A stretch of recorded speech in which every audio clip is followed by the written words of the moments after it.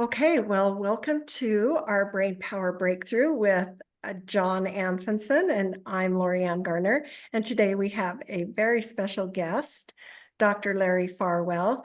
And why I invited Larry was because of the extensive brainpower breakthroughs that Jon is going through right now with his glioblastoma and all of the amazing things that he's been experiencing through this process.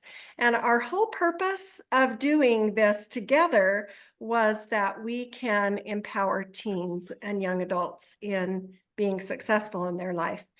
And as Jon has been going through all of these changes, we wanted to make sure that we gathered information from him. And one of our very special friends here, Dr. Larry Farwell, has agreed to join us today and have a chat with us about some of the things that he is such an expert in. And we have put a little bit about him in the chat to this video, but let me just read some of this so we can get a full introduction to who Dr. Larry is. Dr. Larry is a Harvard-educated neuroscientist and the author of the #1 best-selling book, The Science of Creating Miracles, Neuroscience, Quantum Physics, and Living the Life of Your Dreams. Time magazine selected him to, let's see, sorry, my little thing is not working. Here we go. Time magazine selected him to the Time 100 Top Innovators of the Century, the Picassos or Einsteins of the 21st century. He has consulted with leading individuals, organizations, and top government leaders and agencies worldwide, including the FBI, the CIA, the US Navy, and the President of the United States.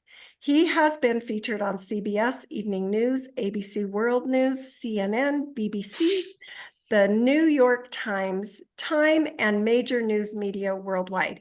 He invented brain fingerprinting, a scientific technique to detect criminals and terrorists. And okay, I need knowledge on this word because I don't even know how to say this word. And exonerate the innocent. Exonerate. Okay. The innocent by measuring brain waves. He invented the first brain-computer interface to communicate directly from the brain to a computer and to control robots and speak through speech synthesizers using brain waves. His book, retreats, and online courses provide practical techniques for applying this new science to create your own miracles and live the life of your dreams. Based on his groundbreaking scientific research, he weaves together neuroscience, quantum physics, expansion of consciousness, and effective techniques you can use to live a truly extraordinary life. So welcome to our little show here that Jon and I do, and we are excited to have you. So, Jon, do you have any questions for Dr. Larry? Yeah, how much of your brain do you need to have for this stuff to work? Well, you don't need to have all of your brain. What we That's are good. discovering in neuroscience is that the brain is very brilliant and creative at finding other ways to do something if the usual or conventional way of doing something is somehow compromised. I had a cousin who was 13 years old. She fell off a horse and had very serious brain damage. They took out a large part of one side of her brain. And the surgeons at the time said, well, she'll never walk again and she'll never talk again. So she started crawling around like a baby and then started to toddle around like a baby. And within a couple of years, she was walking as well as anybody else, running, riding horses, everything else. Talking, she started babbling like a baby. But she started over again where she had been when she had learned to talk before, and to goo goo gaga, all of that stuff. And within about 3 years, she was speaking as well as any other 16, 17. So Wow. the brain has a tremendous capacity to rewire itself and to figure out how to do things that the conventional way of doing have been eliminated by some damage to the brain. Totally Yeah. different from a computer. You take a screwdriver, you go into your computer and you pull out a few of the integrated circuits, the whole thing is totally not going to work. Mhm. And if you route around those circuits, you're going to be missing whatever they did. But the brain is much more intelligent than that Mhm. so in the way that it's structured. So how much of your brain do you need for this to work? Well, you need enough of your brain that you're able to reflect consciousness. That's the fundamental thing the brain does.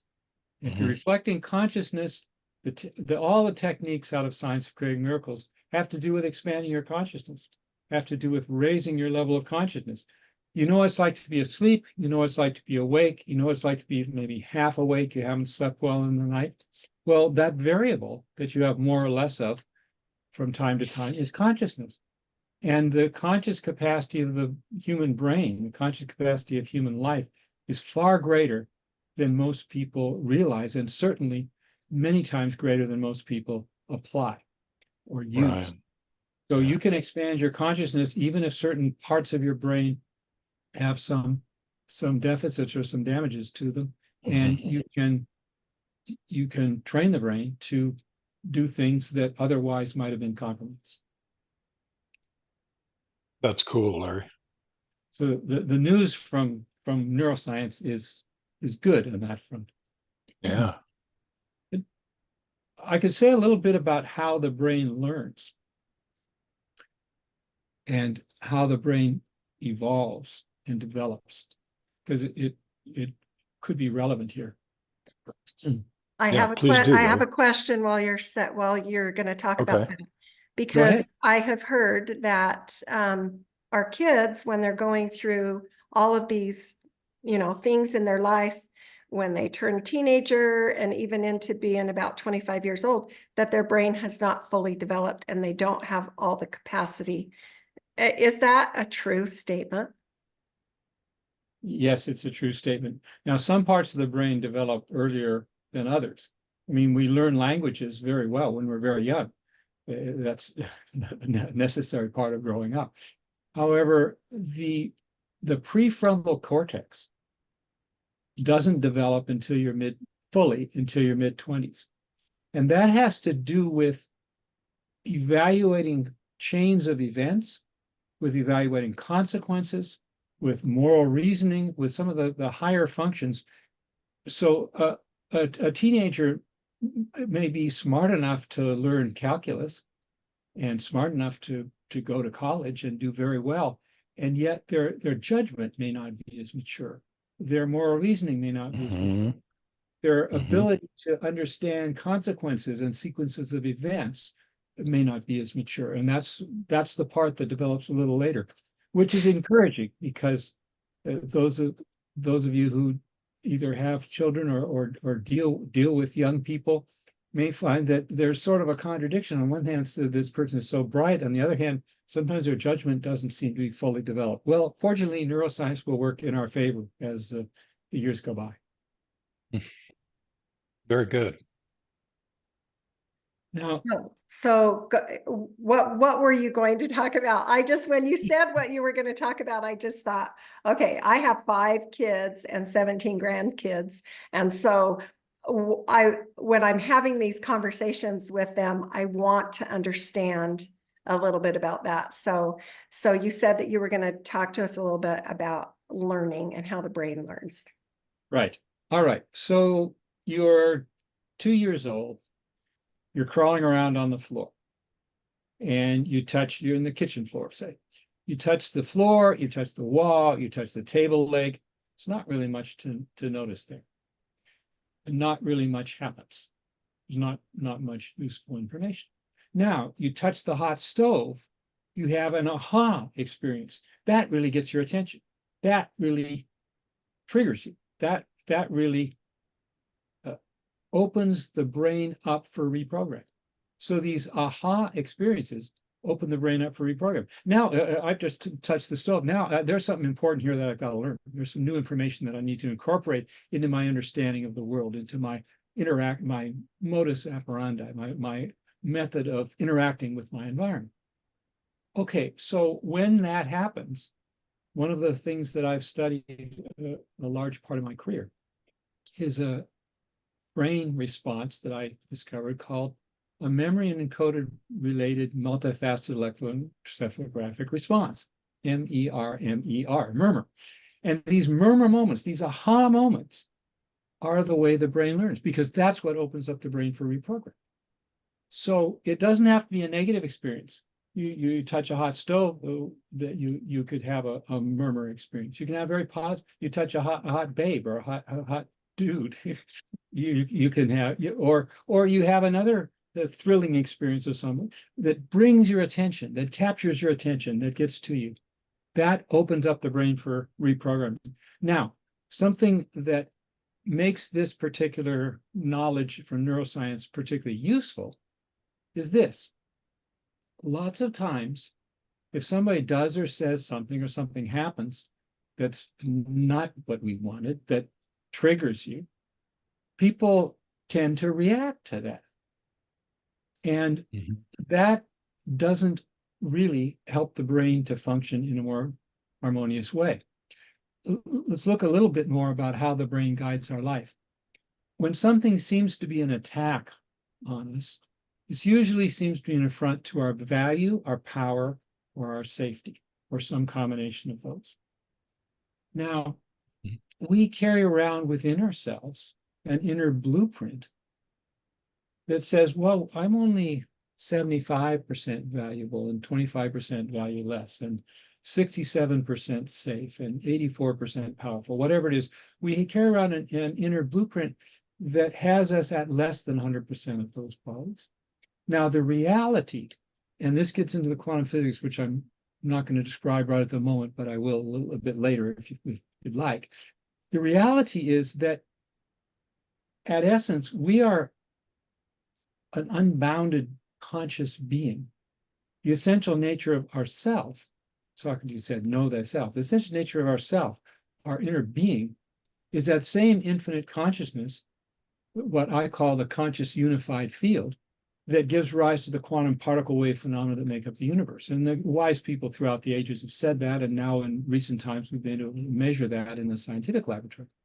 So your true blueprint is 100% safe, 100% valuable, 100% powerful. Wow. So we've been carrying around a blueprint that's less than our true blueprint. Now we get a murmur moment, something triggers you, we get an aha experience. Now, what does that mean? It gives us an opportunity to reprogram the brain.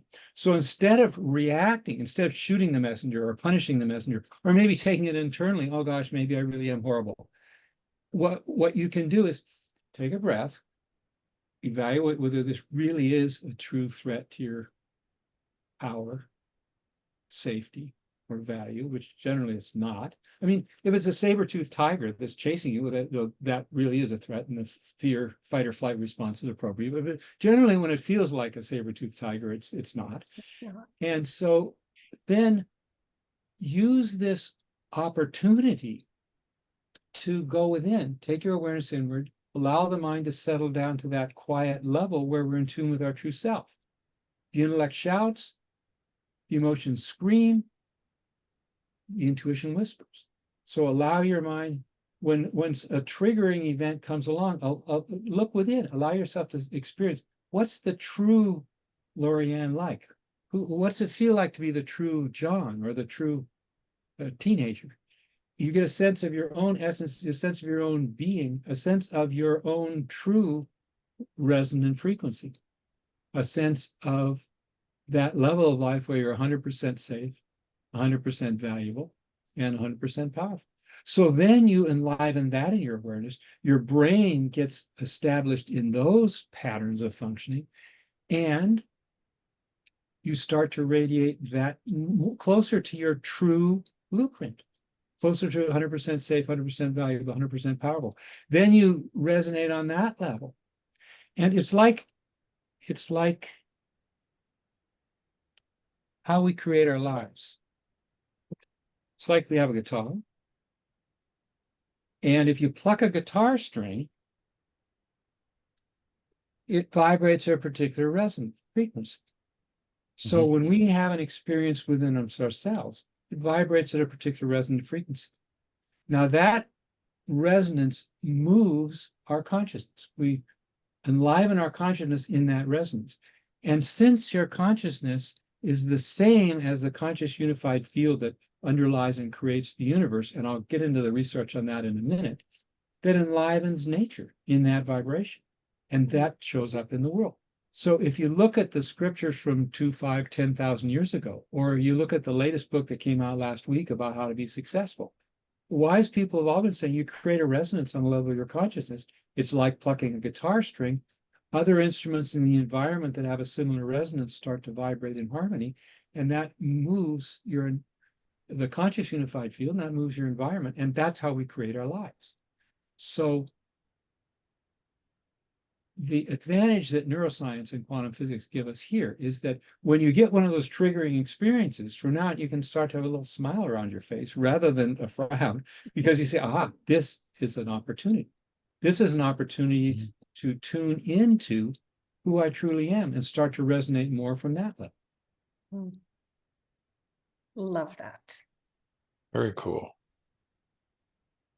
John, do you have any specific questions for him? What kind of, sort of, yeah. Okay. Dr. Larry, I heard quite a while ago that when it comes to how our brain functions with memory recall, that the majority of the time it's based on whether or not we can tie an emotional bond onto the subject. Okay. And that the guy kind of told a story like this. We know that our mind gets thousands and thousands and thousands of images through it every day. Yeah. And he kind of related it to it. He said, think of it like this. There's a big warehouse in your brain, big concrete floor warehouse in your brain. And in the middle of that floor is a 2-drawer file cabinet. And there's a little lady sitting at a chair at that file cabinet. And every one of those images that come to you come to a manila folder. And if she can open up that manila folder, and if she can tie an emotional bond, an instance that created an emotional trigger in you, then that image is saved and put in the file cabinet. If there's no emotional bond, then that image is thrown on the floor. Okay. Now, he kind of said, and let me prove this theory to you. And we were kind of like, okay. And he goes, and he pointed to me, which I thought was ironic. I don't know why he did that, but I guess I don't know, he took it for granted that I'd have an interesting answer for him. He pointed to me and he said, John, do you remember where you were at 9/11? And I said, yes. And he goes, do you remember what you were wearing? And I said, yes. And he goes, do you remember what you had for lunch 3 Thursdays ago? And I went, no. And he goes, my point exactly. Lunch had no emotional bond tied to it. You couldn't remember it. But 9/11 had an emotional bond tied to it. You remembered what shirt you were wearing. Well, the story I told about being 2 years old, you touch the floor, you touch the wall, you touch the table leg, not much happens. You touch the hot stove, you have an aha experience. So from a neurophysiological perspective, when that lady, all these experiences are coming along. When that lady files that experience because it's significant for you, that emotional bond, that's one way of putting it. It can be intellectually significant. Generally, there will be some emotional bond, but when it gets your attention, when you have an aha experience, you have memory and encoding related multifaceted electroencephalographic response. That's what your brain does when it's filing information. Okay. It's Okay. it's called context updating. Basically, you have an internal representation of your environment. And you know what's around you, and you know the rules. Like, for example, the gravity keeps us stuck to the ground rather than floating away. When something comes along that's significant information that makes a difference, or Right. that's an emotional experience, when something gets your attention, when you have an aha experience, the brain is open for reprogramming, and that experience gets stored. That also presents an opportunity for you to take conscious use of that when you're having an aha experience, to make conscious use of that and say, oh, all right, let's tune into something that's valuable for me. What can I really learn from this? Or who am I? What does it feel like to be the true me? What's my inner resonance feel like of the true John, the true LoriAnn, the true Dr. Larry? And open your awareness to that quiet level, which is attuned with you and attuned with nature. So not only you remember the event, but you use it as a trigger to expand your awareness. So yeah, that story is spot on, and the neurophysiological phenomenon is this murmur moment. I call them murmur moments that get your attention, that have an impact on you, that make a difference, that are significant to you, that are noteworthy. Yeah, that's cool.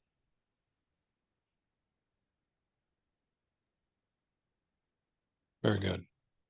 Okay, so when this is my next question. When we have teens or young adults who are struggling because of peer pressure, they're struggling, maybe things aren't going so good at home, yet they're in this environment over and over and over.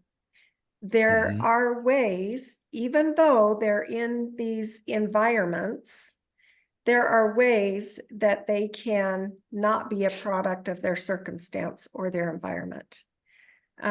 What are some successful things, or some ways, maybe some actions, some things that these teens and these young adults can do that will help them through their, circumstances, their environment, every day they keep getting bombarded with these same things, and they know they want to get themselves out of it.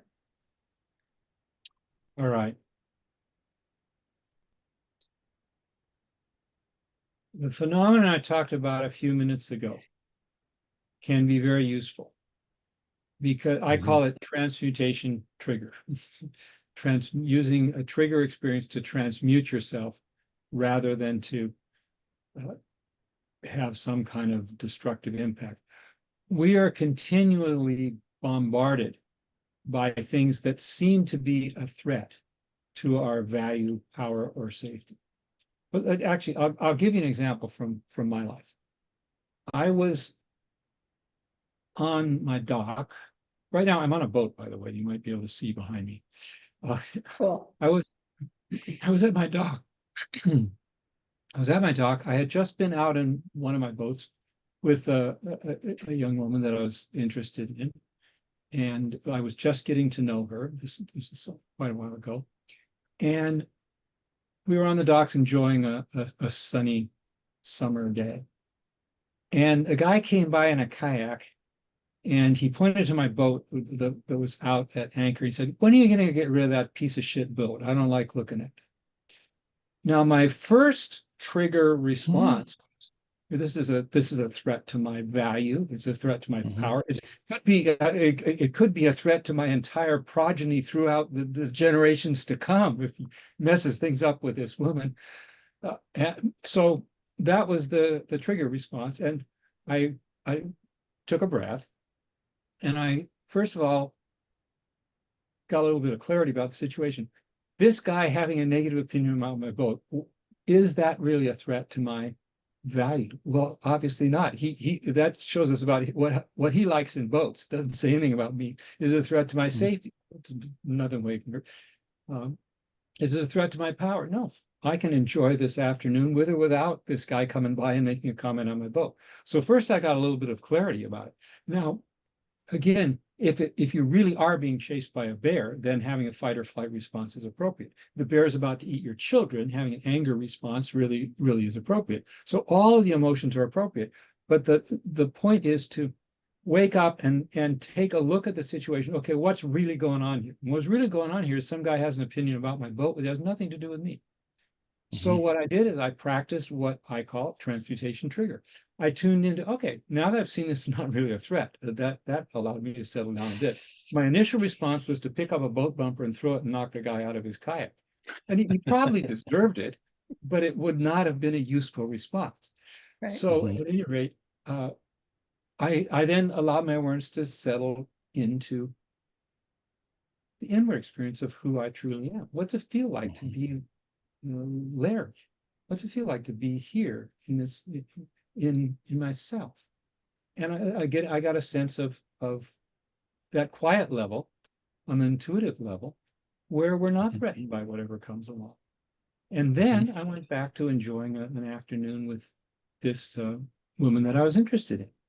So you can take it. Now, I had a murmur moment there. This kayak guy actually did me a favor. He opened my brain up to, he created a circumstance, an event that got to me and opened my brain up for reprogram. So that's something you can take advantage of. What I would say to your young friends is when something comes along that triggers you,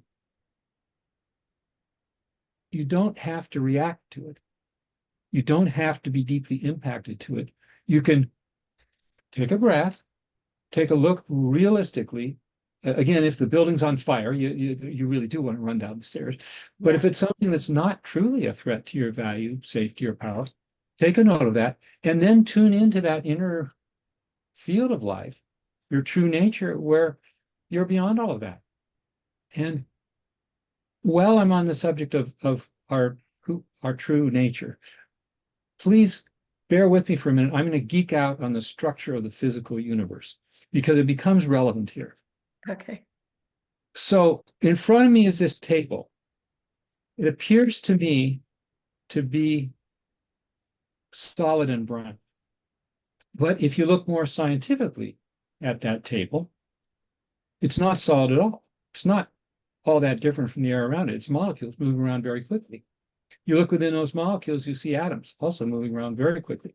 You look within those, you see elementary particles, protons, neutrons, electrons. You look within those, you see quarks. If you go down to the string theory level, you simply see vibrating strings.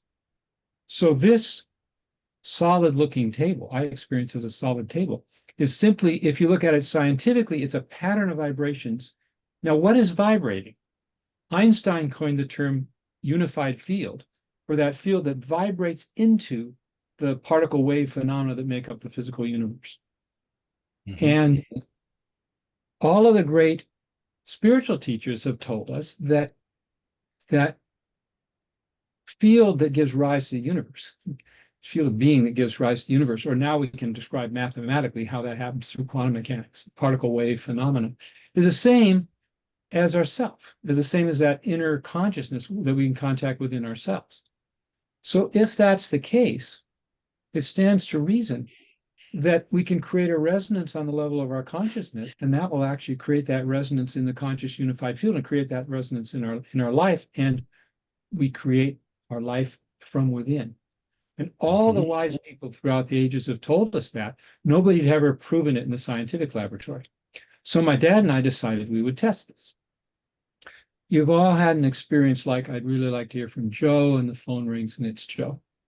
But you don't know if we caused that because you don't know the probability. Maybe it would have happened anyway. We do know the probability distribution of alpha particle emission by plutonium.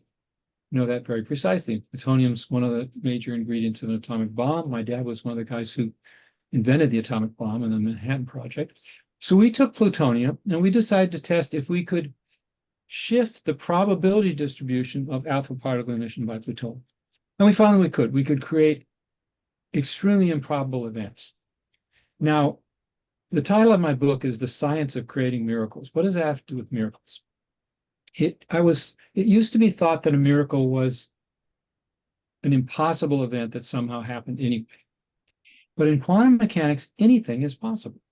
Any imaginable configuration of quantum particle wave phenomena is possible. So a miracle in quantum mechanical terms is simply an improbable event.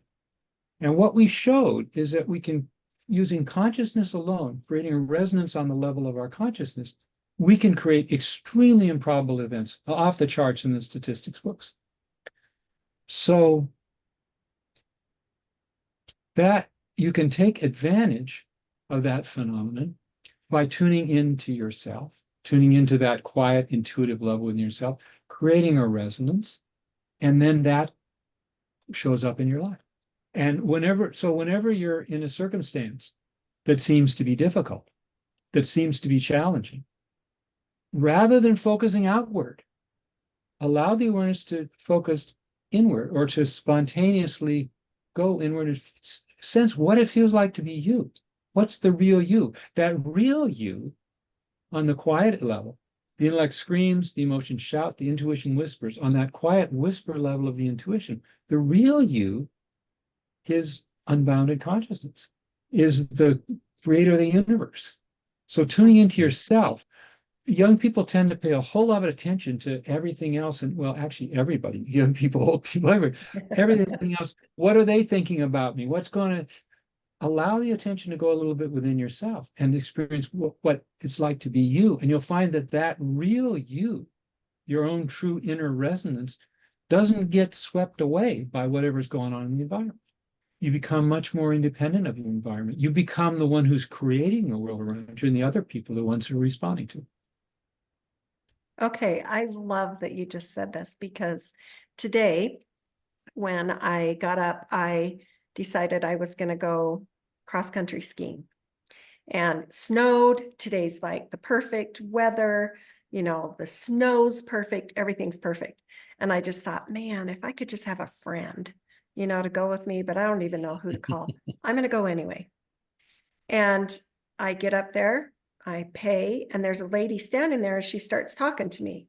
Well, I had decided I wasn't going to have a friend. And so I've got a book on, you know, in audio going in my ear, and I'm just almost a little bit brushing her off. And then I had to like stop and just think, wait, this lady is talking to me. So I took the earbud out of my ear, put it in my pocket, and I started talking back to her. Asked her where she was from. She's from Jackson Hole. This is her first time. Well, she had done the trail yesterday, but she gets lost really easy. And so we just talk and we start going. And I'm talking to her a little bit, and I thought, I don't want to intrude on what she's doing. And then pretty soon she just said, well, do you want to like ski together today? Yes. And come to find out, there's other things that I have been really, really thinking about a lot with my health. She's a urology doctor. Her brother's a dermatologist. Her husband is a pain specialist. There's been all these questions I've had, not even just for myself, but for some other people around me. And through our 2 hours, I was only going to go for 45 minutes. We skied 2 hours. There were things that I have that she wanted. She pulled her phone out, took my information down in her phone because she wants to call me tonight. Yes. So all of these things, you just stated the scientific, reason, and all of the reasons why this happened. And yes, it happened so powerfully to me today. Yes. That's cool. That's very cool. That's an illustration of the science of creating miracles. I'll get you. Let me explore for a minute what is really possible. You did exactly what I had been describing. You had that inner resonance on the level of your consciousness, and you let go of that merged into the conscious unified field, and then this creates events in your life. I was talking to my dad, he was a physicist, and I said, we're going to explore for a minute how thoroughly, how miraculously you can do that. And I said, hey, Dad, anything's possible. And he said, yes, any imaginable configuration of quantum particle wave phenomena is possible. Some things are probable, some are improbable, some are extremely improbable, but anything's possible. And I said, okay, so it's possible that all the particles that make up your and my body, plus enough air to breathe, will tunnel from here to the other side of the moon, and we'll carry on that conversation there. And tunneling is a known phenomenon in quantum mechanics. You can measure it in the laboratory. And he said, yeah, you're right. And in fact, and he got out a paper napkin and he wrote down a formula and he calculated the probability that that was going to happen. And probability was Wow. probability was extremely low. It didn't actually happen. But the point is that even an impossible sounding thing like that is possible. And we can create what we showed in the laboratories, we can create extremely improbable events from the level of our consciousness. Now, let me go through some examples of different degrees of that and what explains the difference to the different degrees. We might have a miracle is an improbable event. So here's a somewhat improbable event. I wouldn't quite call it a miracle, but let's say you want an apple. So you say, I really like to have an apple. Okay, you go to work, you make some money, you come home, you drive to the grocery store. It's not apple season, so it's an improbable event you're going to get an apple. But lo and behold, the grocery store has apples anyway. It's improbable, but you get an apple, you buy the apple, you go home, you've got an apple. So that's not really in the realm of the miraculous, but it's a little bit improbable. If you have a closer attunement to yourself, a closer attunement to your own unbounded consciousness, the conscious unified field, you may be sitting there, and this is just like what happened to you. You're sitting in your house and you say, gee, I really like an apple. And then knock comes on the door and your friend comes in and says, hey, I just happen to have a basket of apples. Have an apple. Closer attunement to the conscious unified field. You're sitting in your backyard. An apple truck comes by, hits a bump, an apple bounces up and lands on your table. Now, full attunement, conscious unified field, you can simply say apple, and you've got an apple. There's a finite probability of that configuration of quantum particle wave phenomena there in your hand at that moment. It's low, probably not any lower than my dad and I tunneling to the other side of the moon. The point is, to the degree that you're tuned into your inner field of pure consciousness, you can create anything. You can create miraculous results. Now, this does not come about by pushing and trying. The harder you try, the more you keep your mind on the surface level, and the intellect shouts, the emotions scream, the intuition whispers, the more you don't get to that quiet, low inner level where you create reality from, where you create the physical universe in your life from, where you create the quality of your life. So the manifestation takes place from letting go, not from holding on. And you described that, you said, I really like to have a friend, but you didn't like push friend, I got it. You simply, you let go. And that allowed your awareness to quiet down to that quiet intuitive level where that impulse had a lot of power. And then you went about your life and nature took care of it.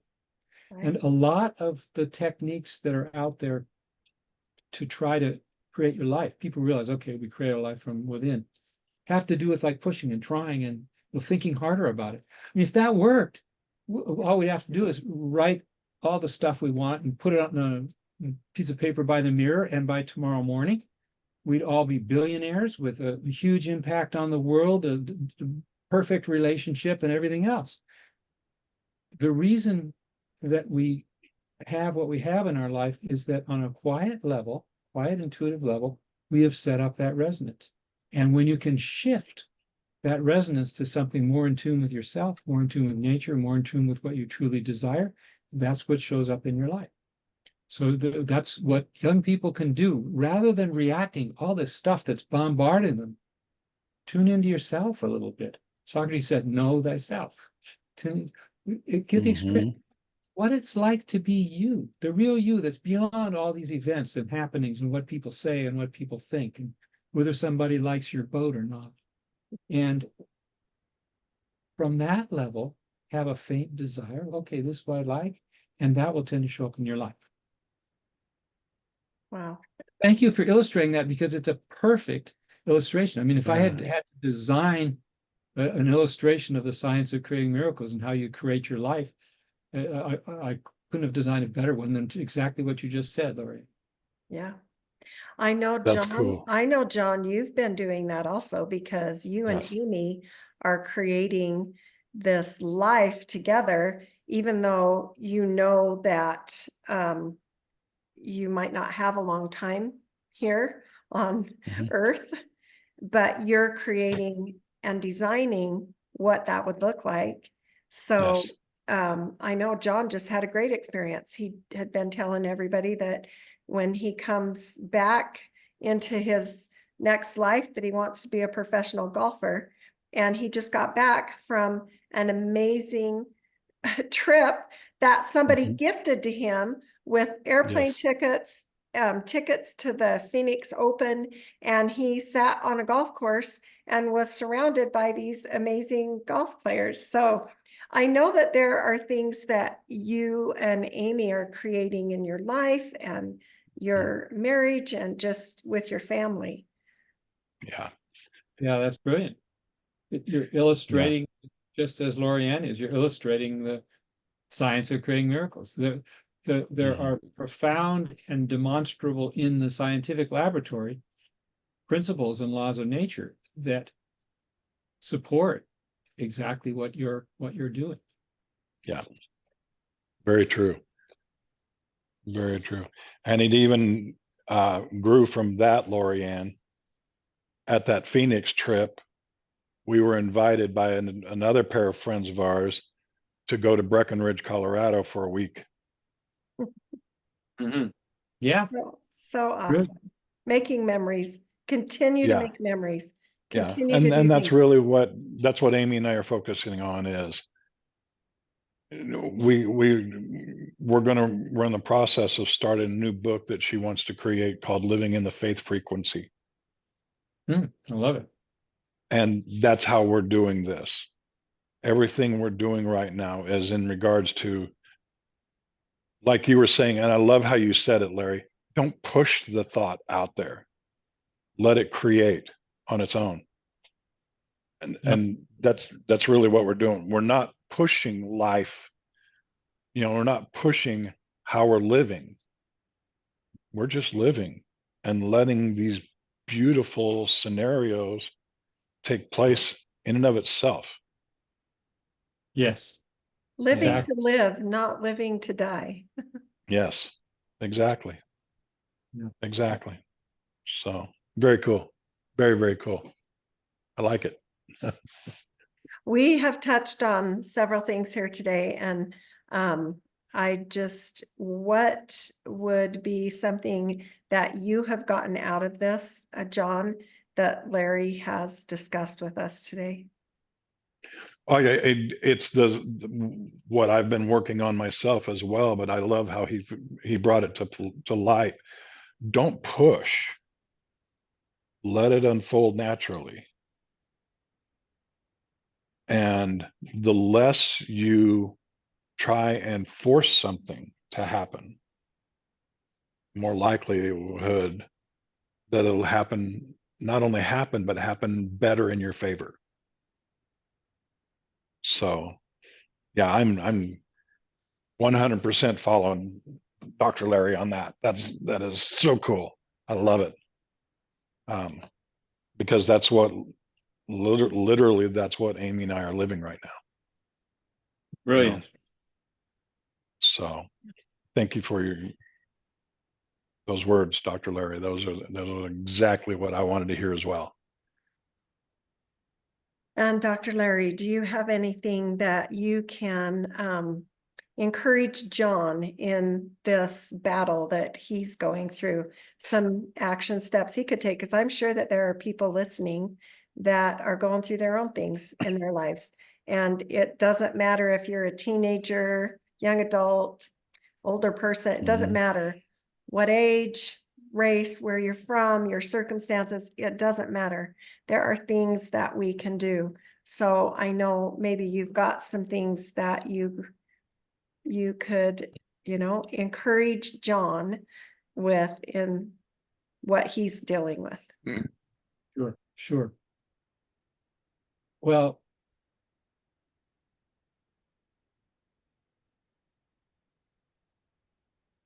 what got me started on this science of creating miracles, I'd had experiences of higher consciousness ever since I was a kid, since I was a baby, before I could talk.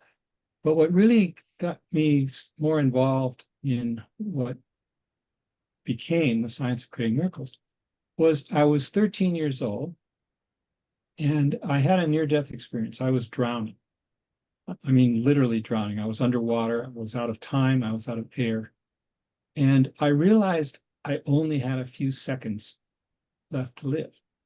And at that moment, several things happened simultaneously that changed my life forever. One was that since I knew my life was over, I had to let go of everything. And so I consciously let go of everything. All my plans, all my attachments, all my desires, all my intent, everything. I simply let go of everything. And having let go, I discovered that I was this unbounded, infinite being beyond time and space, beyond all the events of my life, beyond all the attachments. There was more to life than I'd ever experienced before. And my whole life flashed before my eyes. You read about someone's drowning, your life flashes before your eyes. Well, it was all there just as clear as this, except all at once. I never realized I could have that expanded a consciousness experience. And the most, one of the most profound things that happened was that I thought then that I saw my life the way it truly was for the first time. And it was what it was. It reminds me of the way Jon was describing the way that you're living your life. You've let go of everything and you realize, oh, your life simply is what it is. And I realized if I could experience my life like that ongoingly from that state of enlightenment, it would simply flow exquisitely throughout my life. And then I realized, now that I've seen my life for what it truly is, now that I know who I am, now that I've experienced my own being, I don't want to leave. I'm not leaving. I've got a life to live, and I've got something I can share with other people. So at that moment, I needed a miracle, and I needed it really instantaneously. And from that unbounded, quiet, having released everything level of consciousness, I created that impulse, and I got my miracle in a matter of seconds. I actually did not drown. I got to the surface, and then I was spitting water and gasping for air and all this stuff, and the experience of unbounded consciousness was gone. But it was at that moment that I realized that's what my life is about: is learning to create that experience ongoing. So that was when I became a spiritual seeker and sought all of the experiential ways of getting to that level of consciousness. And years later, I met Maharishi Mahesh Yogi. I learned transcendental meditation from him, and that's a very swift and effortless way of getting to that field of pure consciousness. And I did scientific research on it. I went to Harvard, got my PhD largely so I could study how the brain supports higher levels of consciousness, and got into research. Really, it was all based on that initial experience I had. There's more to life than I had realized. So what I could say to Jon is, first of all, you're already on the right path. I mean, what you're doing is actually an illustration of the science of creating miracles. You're creating that inner vision on that quiet level. You're releasing, you're not holding on to it. You're releasing that. Your awareness merges with a conscious unified field. It sets up that resonance, and you're creating the life of your dreams beyond the ordinary, beyond the simple events. So you can do that. You're doing that, and you're an inspiration, I think, to all of the young people and people of every age who are listening here to create your life in that way. Well, thank you. Yeah, it is definitely a different way of looking at it, isn't it? Yes. Yeah, different way of experiencing. It is. It is. Very true. Very true. Well, wow. I am really just so filled. I hope those who are listening today can really feel the power of these great men and what they've had to say here today, and the experiences that they're living and going through and helping us create. So thank you so much for your wisdom and your strength and your knowledge and being able to share that so powerfully today with us.